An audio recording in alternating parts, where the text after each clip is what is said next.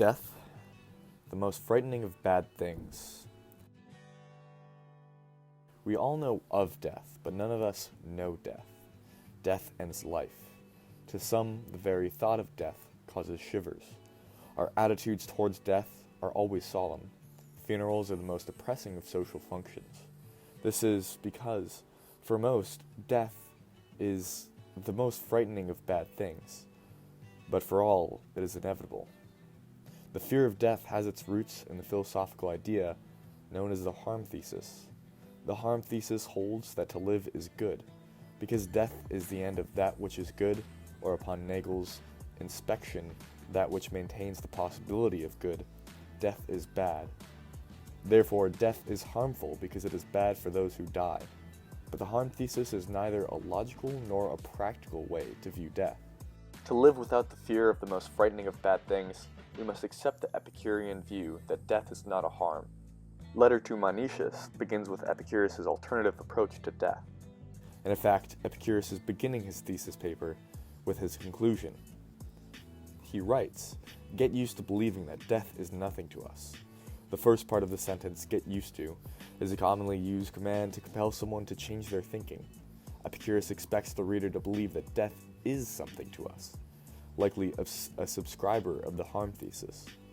The form of belief that Epicurus is challenging is not a faith-based belief. Instead, he is challenging belief as an acceptance that something is true, especially one without proof. Next, he makes a claim that, in contradiction with the harm thesis, death is nothing to us. In what follows, Epicurus clarifies that he is not referring to the death of another.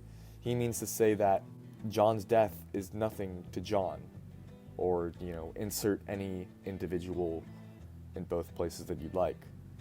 So within the first sentence, Epicurus has rejected the harm thesis and set out his conclusion that death is not a harm. There are two components to his conclusion that death is nothing to us. The first is that all good and bad consists in sense experience.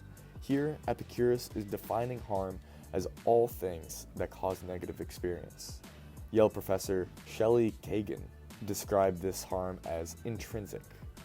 Therefore, Epicurus' harm is grounded in awareness or sense experience, like a paper cut that is harmful because it hurts when it slices my finger. The second component is that death is a privation of sense experience. This is a clarification of what he means when he says death.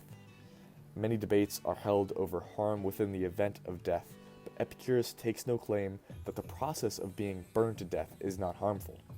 When Epicurus mentions death, he is referring to the state of non-existence, where there is no awareness. Together, the two components justify his claim. If all harm is grounded in awareness, and death is the absence of awareness, then death is not a harm. Next, Epicurus deals with the fool that accepts death itself as harmless, but claims that the awareness of death during life can be harmful.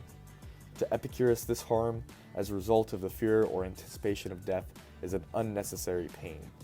The pain is unnecessary because one should not fear that which is not harmful. And, for reasons explained earlier, death is not harmful. Therefore, one should not fear death. Nagel is one of Epicurus' most renowned critics. Nagel's criticism of Epicurus lies in the conception of harm. To Epicurus, there is only intrinsic harm that someone experiences at some point in time. By his definition, in order to be harmed, one must feel harmed.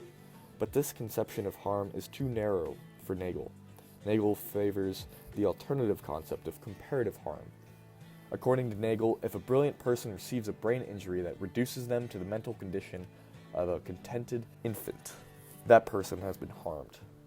Most would agree that this person was harmed even though there was no feeling of harm.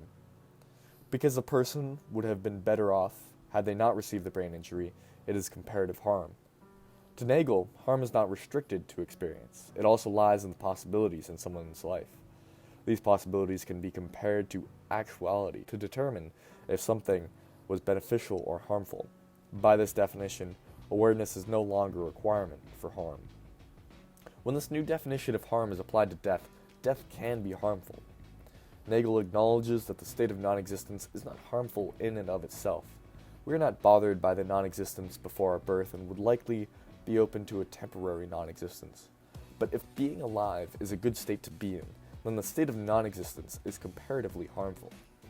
Non-existence would deprive us from this good and therefore be harmful.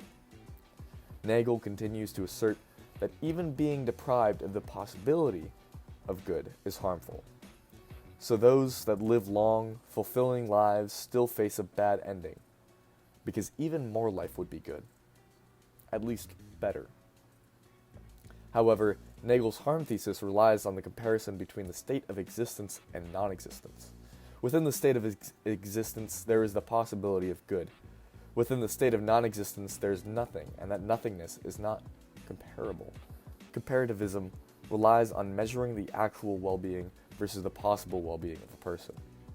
That is easy enough to do during life, but the well-being of the non-existent is immeasurable. There is nothing to compare the continuation of life to. We refer to death by what it isn't.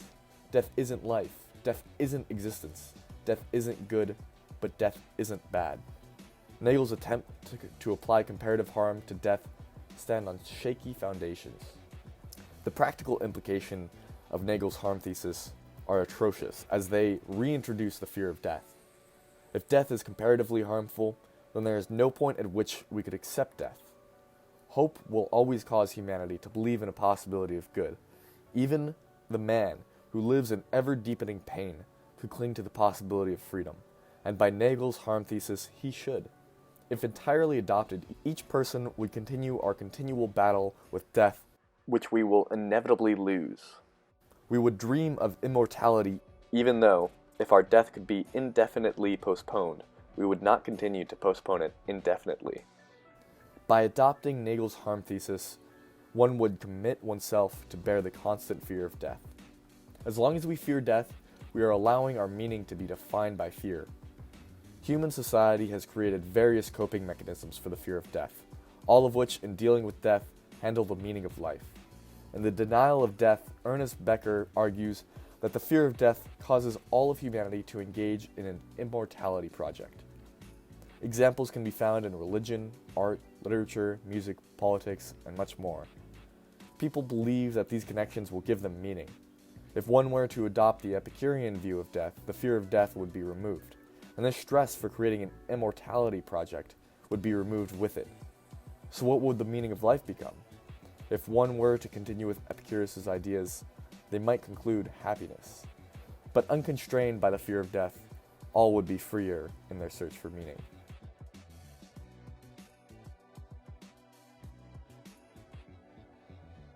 Thank you so much for watching the video. If you enjoyed it, please subscribe. Let me know anything you disagreed with in the comments below or any thoughts you have. And until next time.